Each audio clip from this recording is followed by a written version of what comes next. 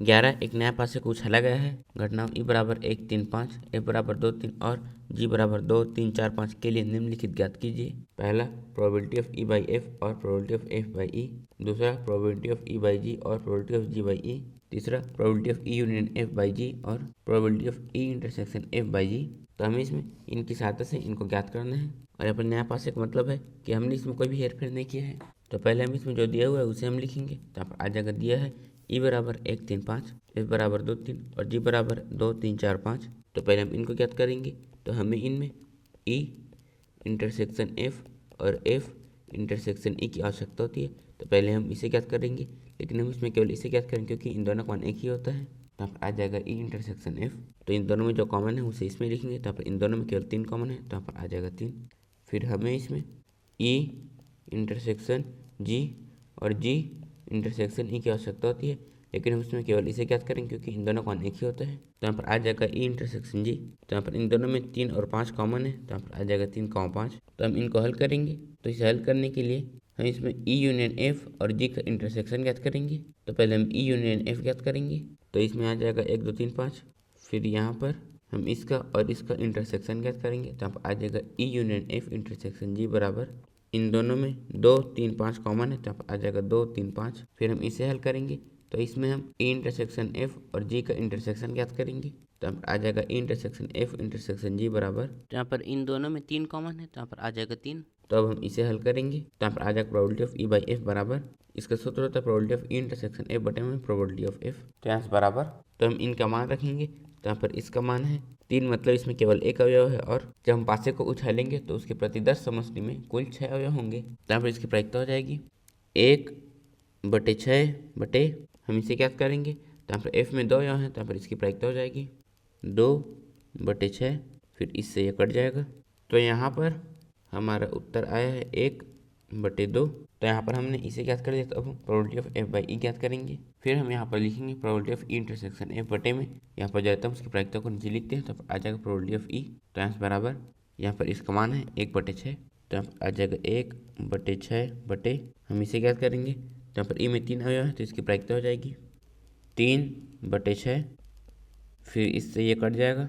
तो यहाँ पर हमारा उत्तर आया है 1 बटे 3। फिर यहाँ पर हमने इनका मात्रा याद कर लिया। तब हम इसे हल करेंगे।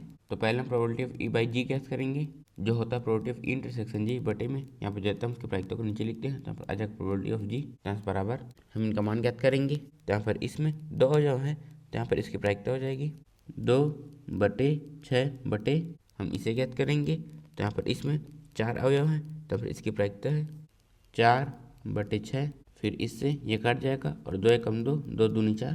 तो यहाँ पर बचा है 1 बटे 2। तो फिर इसका मान आया है 1 बटे 2। तो अब हम इसे याद करेंगे। तो आ जाएगा प्रोबेबिलिटी ऑफ जी बाई ई बराबर, या प्रोबेबिलिटी ऑफ ई इंटरसेक्शन जी बटे में प्रोबेबिलिटी ऑफ ई तो बराबर, यहाँ पर इसका मान है 2 बटे 6। तो यहाँ पर आ जाएगा 2 बटे 6 बटे, यहाँ पर इसका मान आया है 3 बटे 6। तो यहाँ पर आ जाएगा 3 बटे 6। फिर इससे ये कट जाएगा। तो यहाँ पर उत्तर आ जाएगा 2 बटे 3। तो हम तीसरा हल करेंगे। यहाँ पर तीसरा है ये, तो यहाँ पर आ जाएगा probability of E union F by E. हम इसे हल करेंगे। तो पहले हम ई यूनियन एफ और जी का इंटरसेक्शन ज्ञात करेंगे। तो आ जाएगा probability of E union F intersection G. फिर यहाँ जो रहता है उसकी प्रायिकता को नीचे लिखते हैं। तो आ जाएगा प्रोबेबिलिटी ऑफ जी टर्म्स बराबर, हम यहाँ पर इसका मान रखेंगे। तो यहाँ पर इसमें कुल 3 अवयव है, तो यहाँ पर इसकी प्रायिकता हो जाएगी 3 बटे 6 बटे, यहाँ पर इसकी प्रायिकता है 4 बटे 6। तो यहाँ आ जाएगा 4 बटे 6। फिर इससे ये कट जाएगा। तो यहाँ पर उत्तर आया है 3 बटे 4। तो अब हम इसे याद करेंगे। तो अब आ जाएगा probability of E intersection F by G. तो हम इसमें सबसे पहले इसका और जी का इंटरसेक्शन याद करेंगे। तो अब आ जाएगा probability of E intersection F intersection G. फिर बटे में हम इसकी प्रायिकता को लिखेंगे। तो अब आ जाएगा प्रोबेबिलिटी ऑफ जी ट्रांस बराबर, हम यहाँ पर इसका मान रखेंगे। तो यहाँ पर इसमें केवल एक अवयव है, तो यहाँ पर इसकी प्रायिकता हो जाएगी 1 बटे 6 बटे, यहाँ पर जी की प्रायिकता है 4 बटे 6। फिर इससे ये कट जाएगा। तो यहाँ पर हमारा उत्तर आया है 1 बटे 4। तो यहाँ पर हमने सभी के मान ज्ञात कर लिए हैं। 12, मान लें कि जन्म लेने वाले बच्चे का लड़का या लड़की होना समसंभाव्य है। यदि किसी परिवार में 2 बच्चे हैं तो दोनों बच्चों के लड़की होने की सर्वप्रथम प्रायिकता क्या है। यदि यह दिया गया है कि पहला सबसे छोटा बच्चा लड़की है, दूसरा न्यूनतम एक बच्चा लड़की है, तो यहाँ पर हमें दो घटनाएं दिए हुए हैं, तब हमें ज्ञात करना है कि यहाँ पर दोनों बच्चों के लड़की होने की सर्वप्रथम प्रायिकता क्या है। तो हमें इसमें दिया है कि सबसे छोटा बच्चा लड़की है और न्यूनतम एक बच्चा लड़की है, तो यहाँ पर जो हमें दिया होता है उसे हम F मानते हैं और हमें इसमें जिसकी प्रायिकता ज्ञात करनी होती है उसे हम E मानते हैं। तो हमें इसमें दोनों बच्चों के लड़की होने की सर्वप्रथम प्रायिकता को ज्ञात करना है, तो हम दोनों बच्चों का लड़की होने को E मानेंगे। तो हम इसमें probability of E by F ज्ञात करेंगे, मतलब जब ये घटित हो चुका है तो हम इसकी प्रायिकता ज्ञात करेंगे। और यहाँ पर हम लड़का को B और लड़की को G से प्रदर्शित करेंगे। यहाँ पर हम लिखेंगे माना लड़का लड़की क्रमशः BG है तो प्रतिदर्श समष्टि मतलब सैंपल स्पेस। तो यहाँ पहले हो सकता है कि दोनों बच्चे लड़के हों, फिर पहला लड़का दूसरा लड़की, फिर पहला लड़की दूसरा लड़का, या फिर दोनों लड़की हों। तो अब हम इसे हल करेंगे। तो पहले हम E लिखेंगे और यहाँ पर E है दोनों बच्चों का लड़की होना, तो यहाँ से E बराबर, तो यहाँ पर केवल इसमें दोनों बच्चे लड़की हैं तो हम इसको यहाँ पर लिखेंगे। फिर हम F लिखेंगे और यहाँ पर F है सबसे छोटा बच्चा लड़की है, तो यहाँ से F बराबर, तो इसमें दूसरे स्थान पर जो भी है वो सबसे छोटा है, तो यहाँ पर केवल इन दोनों में सबसे छोटा बच्चा लड़की है तो हम उसे यहाँ पर लिखेंगे। फिर यहाँ पर हम E इंटरसेक्शन F ज्ञात करेंगे, तो यहाँ पर इन दोनों में केवल ये कॉमन है तो हम इसे यहाँ पर लिखेंगे। तो अब हम probability of E by F ज्ञात करेंगे, जो होता है probability of E intersection F बटे में प्रोबेबिलिटी ऑफ F। तो यहाँ पर तो हम इसका मान ज्ञात करेंगे, तो यहाँ पर इसमें एक अवयव है और इसमें 4 अवयव है, तो यहाँ पर इसका मान हो जाएगा 1/4 बटे, हम इसका मान ज्ञात करेंगे, तो यहाँ पर इसमें 2 अवयव हैं और इसमें 4 अवयव हैं, तो यहाँ पर आ जाएगा 2/4, फिर 4 से 4 कट जाएगा, तो यहाँ पर हमारा उत्तर आया है 1/2। तो अब हम इसे हल करेंगे, तो यहाँ पर हम लिखेंगे दूसरा, फिर हम E लिखेंगे जो दोनों बच्चों का लड़की होना, तो यहाँ से E बराबर, तो यहाँ पर इसका मान आया था GG। फिर हम F लिखेंगे, तो यहाँ पर F है न्यूनतम एक बच्चा लड़की है, तो यहाँ पर आ जाएगा न्यूनतम एक बच्चा लड़की है, तो यहाँ से F बराबर, तो यहाँ पर न्यूनतम एक बच्चा लड़की है, इसका मतलब है कि कम से कम एक बच्चा लड़की हो, अधिकतम दोनों लड़की हो सकते हैं। तो यहाँ पर इसमें कम से कम एक बच्चा लड़की है तो हम उसे यहाँ पर लिखेंगे।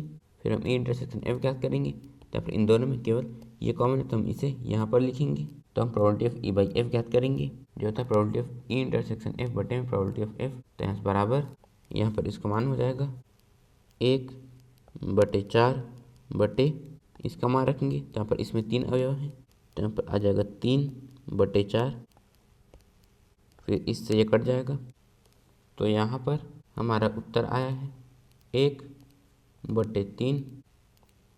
तो जब सबसे छोटा बच्चा लड़की है तब दोनों बच्चों के लड़की होने की प्रायिकता 1/2 है, और जब न्यूनतम एक बच्चा लड़की है तो दोनों बच्चों के लड़की होने की प्रायिकता 1/3 है।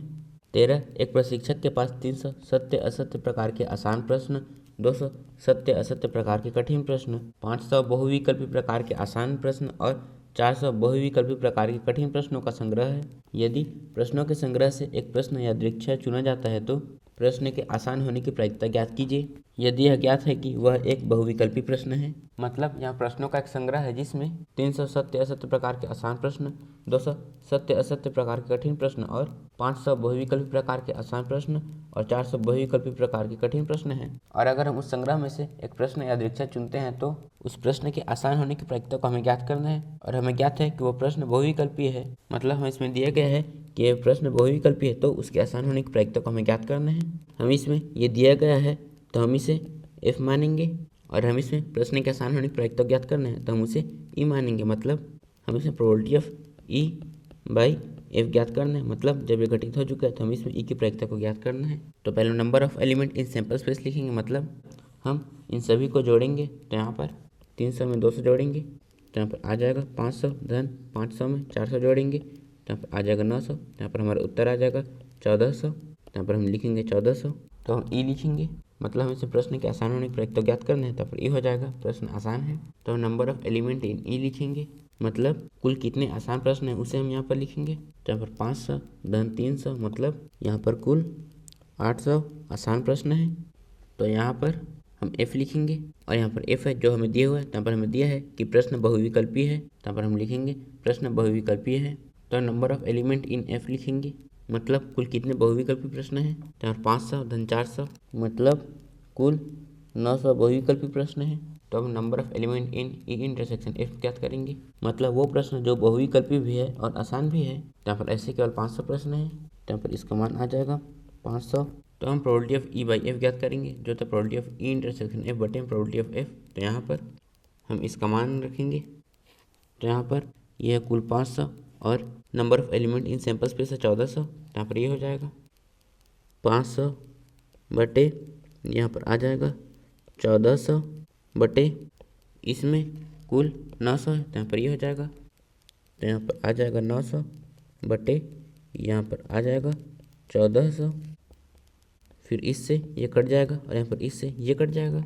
तो यहाँ पर हमारा उत्तर आया है 5/9। मतलब हम प्रश्नों के संग्रह में से एक प्रश्न यादृच्छा चुनते हैं और हमें पता है कि वो बहुविकल्प प्रश्न है, तो उसके आसान होने की प्रायिकता 5/9 है। 14 यह दिया गया है कि दो पासों को फेंकने पर प्राप्त संख्या भिन्न भिन्न है, दोनों संख्याओं का योग 4 होने की प्रायिकता ज्ञात कीजिए। तो जब हम दो पासों को फेंकते हैं तो प्राप्त संख्या भिन्न भिन्न होती हैं, तब हमें बताना है कि दोनों संख्याओं का योग 4 होने की प्रायिकता क्या है। और यहाँ पर यह हमें दिया हुआ है, तो हम इसे एफ और हम इसमें दोनों संख्याओं का 4 होने की प्रायिकता ज्ञात करना है, तो हम इसे ई मानेंगे। मतलब हम इसमें probability of E by F ज्ञात करेंगे। इसका मतलब है कि यहाँ पर एफ घटित हो चुका है, तो हम इसमें ई की प्रायिकता को ज्ञात करना है। तो पहले हम दो पासों को फेंकने पर प्रतिदर्श समष्टि लिखेंगे। तो जब हम एक पासे को फेंकेंगे तो 6 संभावना होती हैं। इस तरह से अगर हम दूसरे पासे को फेंकेंगे तो भी 6 संभावना है, मतलब कुल 36 संभावना है। तो यहाँ पर प्रतिदर्श समष्टि में कुल 36 अवयव होंगे। तो यहाँ से एस बराबर यहाँ पर आ जाएगा 1 1 1 2 1 3 1 4 1 5 1 6, फिर 2 1 2 2 2 3 2 4 2 5 2 6, फिर 3 1 3 2 3 3 3 4 3 5 3 6, फिर 4 1 4 2 4 3 4 4 4 5 4 6, फिर 5 1 5 2 5 3 5 4 5 5 5 6, फिर 6 1 6 2 6 3 6 4 6 5 6 6। तो हमें इसमें इसे ज्ञात करना है, तो हम इसे ई मानेंगे। तो आ जाएगा ई बराबर दोनों संख्याओं का योग 4 होना। तो ई बराबर मतलब जब इन दोनों संख्याओं को जोड़े तो उसका मान 4 आना चाहिए। जिसमें एक में 3 जोड़ेंगे तो 4 आएगा, फिर हम 2 में 2 जोड़ेंगे तो, फिर 3 में 1 जोड़ेंगे तो। यहाँ पर हम इसे ई में लिखेंगे, तब हम एफ लिखेंगे और यहाँ पर एफ है। दोनों पासों को फेंकने पर प्राप्त संख्या भिन्न भिन्न है, तो एफ बराबर यहाँ पर इसका मतलब है कि जब हम पासे को फेंकेंगे तो यहाँ पर प्राप्त दोनों संख्या हमेशा भिन्न होगी। तो यहाँ पर केवल इनमें दोनों संख्या एक जैसी है, तो हम इनको छोड़कर बाकी सभी को एफ में लिखेंगे। फिर हम ई इंटरसेक्शन एफ ज्ञात करेंगे। तो यहाँ पर इसमें और इसमें केवल ये दोनों कॉमन है, तो हम उसे यहाँ पर लिखेंगे। तो यहाँ पर हम probability of E by F ज्ञात करेंगे, जो तो probability of E intersection F बटे प्रोबेबिलिटी ऑफ एफ। तो बराबर हम इसका मान ज्ञात करेंगे। तो यहाँ पर इसमें 2 अवयव हैं और प्रतिदर्श समष्टि में कुल 36 अवयव हैं। तो यहाँ पर इसका मान हो जाएगा 2 बटे यहाँ पर 36 बटे, तो हम इसे ज्ञात करेंगे। तो यहाँ पर एफ में 30 अवयव हैं और प्रतिदर्श समष्टि में 36 अवयव हैं।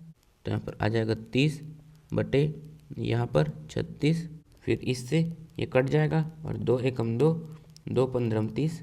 तो यहाँ पर हमारा उत्तर आया है 1/15। मतलब दोनों पासों को फेंकने में प्राप्त संख्या भिन्न भिन्न है, तब दोनों संख्या का 4 होने की प्रायिकता 1/15 है। 15 एक पासे को फेंकने के परीक्षण पर विचार कीजिए। यदि पासे पर प्रकट संख्या 3 का गुणज है तो पासे को पुनः फेंकें, और यदि कोई अन्य संख्या प्रकट हो तो एक सिक्के को उछालें। घटना न्यूनतम एक पासे पर 3 प्रकट होना दिया गया है, तो घटना सिक्के पर पट प्रकट होने की सप्रतिबिंब प्रायिकता ज्ञात कीजिए। यहाँ पर हम एक पासे को फेंक रहे हैं, यहाँ पर पासा, और जब हम पासे को फेंकेंगे तो 6 संभावना है। या तो 1 आ सकता है, या फिर 2, या फिर 3, या फिर 4, या फिर 5, या फिर 6। यदि पासे पर प्रकट संख्या 3 का गुणज है तो पासे को पुनः फेंकें। तो यहाँ पर 3 का गुणज केवल 3 और 6 है।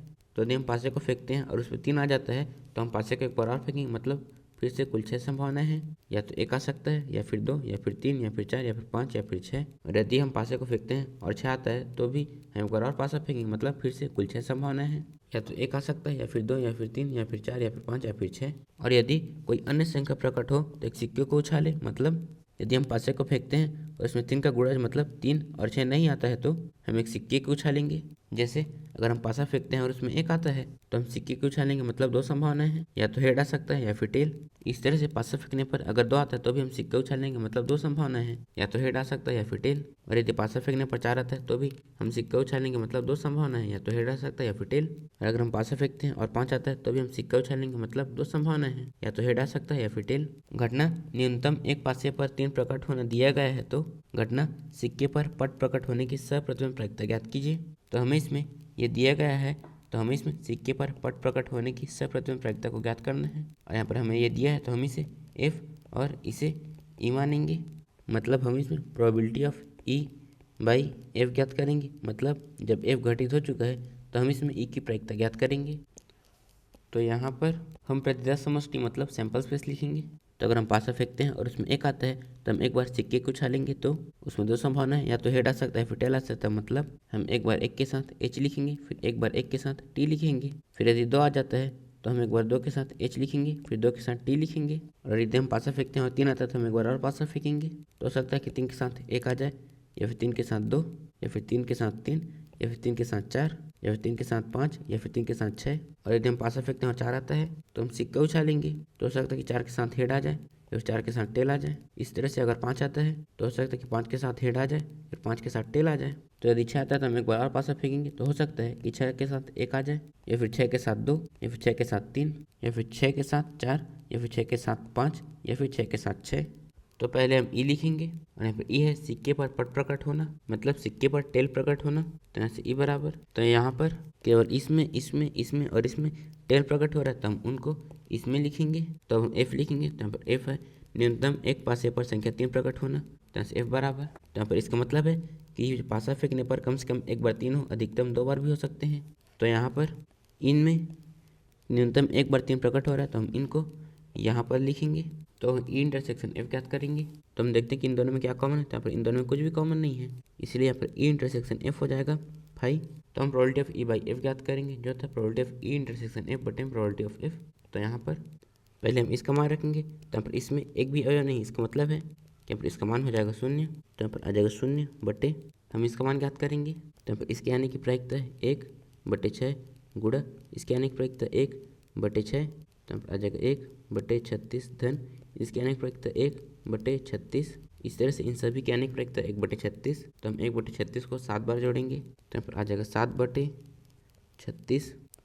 और जब भी हम शून्य में किसी का भाग देते हैं तो उसका मान शून्य ही होता है। तो यहाँ पर हमारा उत्तर आ जाएगा 0। मतलब जब हम पासे को फेंकते हैं उसमें न्यूनतम एक बार संख्या 3 प्रकट होता है तो सिक्के पर पट प्रकट होने की प्रायिकता 0 है। 16 यदि प्रोबेबिलिटी ऑफ ए बराबर 1/2, प्रोबेबिलिटी ऑफ बी बराबर 0, तब probability of A by B है ए 0, बी 1/2, सी परिभाषित नहीं है, डी 1। तो हमें इसमें इसकी सहायता से इसका मान ज्ञात करना है। यहाँ पर हम लिखेंगे दिया है प्रोबेबिलिटी ऑफ ए बराबर 1/2, फिर प्रोबेबिलिटी ऑफ बी बराबर 0। तो अब हम probability of A by B ज्ञात करेंगे। तो यहाँ पर इसका सूत्र होता है probability of A intersection B बटे में प्रोबेबिलिटी ऑफ बी। तो यहाँ से बराबर probability of A intersection B बटे, यहाँ पर इसका मान है 0। तो यहाँ पर आ जाएगा 0। तो यहाँ पर हर में 0 आ गया, और जब भी किसी के भी हर में 0 आता है तो उसका मान अनंत होता है। और यहाँ पर किसी भी प्रायिकता अनंत नहीं हो सकती क्योंकि उसका मान 0 से 1 के बीच होता है। यहाँ पर इसका मतलब है कि यहाँ पर ये परिभाषित नहीं है। तो यहाँ पर हम लिखेंगे परिभाषित नहीं है। तो यहाँ पर हमारा सही उत्तर है सी 17। यदि ए और बी दो घटनाएं इस प्रकार है कि probability of A by B बराबर probability of B by A जो 0 के बराबर नहीं है, तब हमें बताने के लिए से कौन सा उत्तर सही है। और यहाँ पर यह हमें दिया हुआ है तो हम लिखेंगे दिया है probability of A by B बराबर probability of B by A. और यहाँ पर हम इसे लिख सकते हैं probability of A intersection B बटे, यहाँ पर आ जाएगा प्रोबेबिलिटी ऑफ बी बराबर, हम इसे लिख सकते हैं probability of B intersection A बटे यहाँ पर प्रोबेबिलिटी ऑफ ए, लेकिन हम इसे probability of A intersection B लिखेंगे क्योंकि इन दोनों का मान एक ही होता है। तो यहाँ पर आ जाएगा probability of A intersection B बटे यहाँ पर आ जाएगा प्रोबेबिलिटी ऑफ ए, फिर इससे ये कट जाएगा तो यहाँ पर आ जाएगा 1। तो हम इसका इस एक में और इसका इस एक में गुणा करेंगे तो यहाँ पर आ जाएगा प्रोबेबिलिटी ऑफ ए बराबर यहाँ पर प्रोबेबिलिटी ऑफ बी। तो यहाँ प्रोबेबिलिटी ऑफ ए बराबर प्रोबेबिलिटी ऑफ बी आए, इसका मतलब है कि यहाँ पर हमारा सही उत्तर है डी।